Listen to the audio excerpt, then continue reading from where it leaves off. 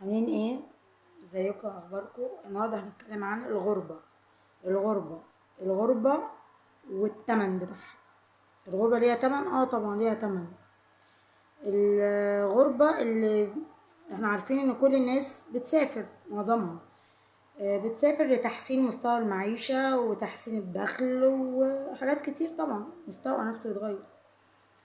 الغربة شاملة حاجات، بلاد كتير، أنا مش بقول على بلد معينة. الغربة في الخليج، الغربة في البلاد اللي هي الأوروبية، أو الغربة في البلاد العربية، سعودية، إمارات، كويت، بحرين، أي بلد عربي دي غربة. أو الغربة في البلاد الأوروبية. تمام، متفقين. الغربة، نتكلم عن الغربة نفسها. الغربة ليها تمن وليها مزايا وليها عيوب.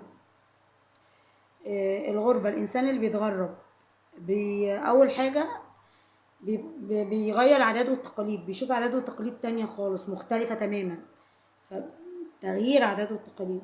الحاجة التانية تغيير الثقافة. كل بلد وليها ثقافة مختلفة وفكر مختلف، هو بيشوف حاجات تانية جديدة. فالأسلوب التعامل، بيشوف تعامل تاني ولازم يتماشى مع التعامل اللي هو عايش فيه، واسلوب الثقافه اللي هو عايش فيها في البلد الجديده اللي اتغرب فيها. حاجات كتيره لازم يتطبع بطباعهم والتعامل، كل ده لازم يتغير وبيشوف جديد وبيتغير. برضو حتى الاكلات، يعني الاكلات، يعني كل بلد وليها اكلات، فانت بتسافر بتضطر خلاص تاكل زي الاكل ده، وتطبخ الاكل ده، وتشتري من مطاعم الاكل ده، وتاكل الاكل ده. اوكي. حاجات كتير، حتى اللبس، يعني في بعض البلاد لا، اللبس بيبقى عادي، وفي بعض البلاد اللبس بيختلف. الكلام ده للسيدات او الحريم. الرجاله لا، الرجاله هيبقى عادي، يعني الراجل هيبقى عادي، لبسه عادي. مصر زي السعوديه، زينا زينا عادي. الستات هي بتختلف طبعا ازاي، وعادي. الغربه ليها تمن كبير قوي. التمن اول حاجه، بالذات للناس اللي هي بتبقى لوحدها او بتسافر الاول لوحدها، ما معاش اسره. حتى لو معاها اسره برضو ليها تمن، بس التمن بيعلى وبيكبر، بتدفع تمن اكتر لو لوحدك. ليه؟ الغربه اللي بيبقى مغترب لوحده، انت خلاص بتسيب اهلك، اصحابك، جيرانك، زمايلك، كل ده خلاص، ناس جديدة خالص، عالم جديد وناس جديدة. كل ده خلاص مش معاه، مش عايش معاه، بتشوفه يوم، شهر في السنة، شهرين في السنة، ايا كان يعني. فالغربة تمن الوحدة، بالذات لوحده، غير الأسرة. لوحده انت بتبقى الوحدة صعبة. تمن الوحدة، تمن الغربة، انك بتعيش في الوحدة. بتروح الشغل، بتيجي من الشغل، اوكي، بس الوحدة. الزمايل في الشغل العادي او كده، الوحدة. الناس اللي كانوا مقربين منك خلاص مش معاك. الناس اللي كانوا قريبين منك، حتة منك، اهلك، اصحابك المقربين اوي، جيرانك القريبين اوي، زمايلك القريبين اوي، كل ده خلاص انت سبتهم ومشيت. دول في بلد تانية دلوقتي، انت بقيت كل اللي بينك وبينهم زيارات وحاجات زي كده. دي فالغربة ده تمن الغربة، بتدفع تمن غالي، تمن غالي زي ما انا قلت. برضو ولكن ليها مزايا بقى. الغربة ليها مزايا، وإلا ما كنش الإنسان، أي إنسان تغرب. الغربة ليها مزايا، إيه هي بقى المزايا؟ طبعا تحسين الراتب والمستوى المعيشي. أنت بتاخد سالري وراتب أعلى، فبالتالي أنت بتعيش في مستوى أعلى، وبتدخر كمان، يعني ادخار.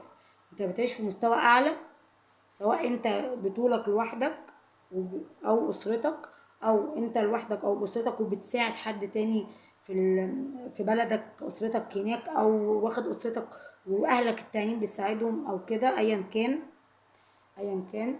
فأنت هنا بتكتسب ميزات بقى، ميزة وميزة كبيرة، إن مستوى معيشتك أنت واللي حواليك بيزيد، أنت أسرتك سواء هي معاك أو بره أو في بلدك، طبعا بيرتفع وبيزيد المستوى المعيشي، والمصاريف بتعلى.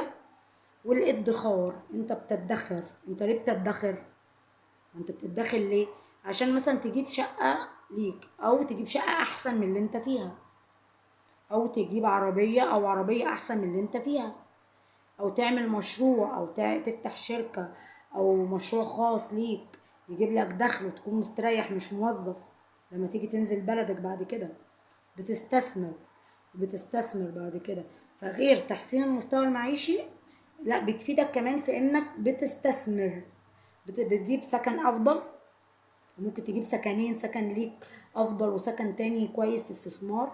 ممكن تجيب شقتين مثلا، شقة ليك تعيش فيها في منطقة حلوة، وشقة تانية برضو في منطقة كويسة تبقى استثمار، بتجيب لك دخل بتزيد في السعر وبتأجرها وإيجارها بيزيد. وتجيب لك عربية كويسة تقدر تعيش بيها في بلدك وتتحرك وكده. وتستثمر، ممكن تحط جزء مثلا في البنك، شهادات بنكية يجيب لك عائد اكتر من فلوس، او ذهب بقى تستثمره. والذهب طبعا عارفين بيزيد، وبعد ما يزيد لمرحلة معينة ممكن الذهب ده تاخده تجيب بيه شقة تستثمرها، عربية بتاعتك تشغلها، ايا كان بقى. يعني ارض مثلا، تجيب ارض مثلا كويسة في مكان حلو وتبني عليها، يا برضو بره هتستفيد في كده. انك ممكن تجيب ارض في الاماكن الحلوة مثلا زي اكتوبر مثلا، زايد اكتوبر، زايد في اكتوبر، اكتوبر نفسها او زايد، وتبني بقى. يعني الارض دي تجيبها وبعدين تبتدي تبني عليها، يبقى ده بيت ليك ولأسرتك بيزيد وحلو ومكان حلو وراقي وتعيش مستريح فيه وكده. انك الارض، انت لما تجيب ارض دي في منطقه حلوه، لكن ما تخش تجيبوا اراضي في مناطق مش حلوه، لان مش هيبقى عليها طلب، وهتزيد وزيادتها بس مش هتبقى قوي، والسكن فيها مش هيبقى ايجارها عالي، وتمنها لما تحب تبيعها بعد كده وتجيب اعلى مش هيبقى فيه، ما مش هتزيد قوي، كله بيزيد بس حط يعني الواحد يحط تركيزه او هدفه على الحاجه العاليه ليه، علشان دي هتزيد على طول. ده انت كده مية مية، انت كده وصلت. انت اما اجيب دلوقتي ارض في اكتوبر وابنيها كده ايه، هيبقى معايا ارض في اكتوبر ضامنه ان الارض دي بتزيد، وابتدي ابني عليها حاجه حاجه، وبعد ما ابنيها واخلصها واشطبها واخليها مية مية خلاص انا كده عندي بيت في اكتوبر. البيت ده غالي طبعا بيزيد بسرعه، وطبعا الغالي زي ما بيقولوا تمنه فيه. يعني الغالي تمنه في اي حاجه، انت حتى في لبس لما تيجي تجيب براند او ماركه هات حاجه كويسه احسن، هتعيش معاك وهتبقى نظيفه وشكلها حلو وكويس.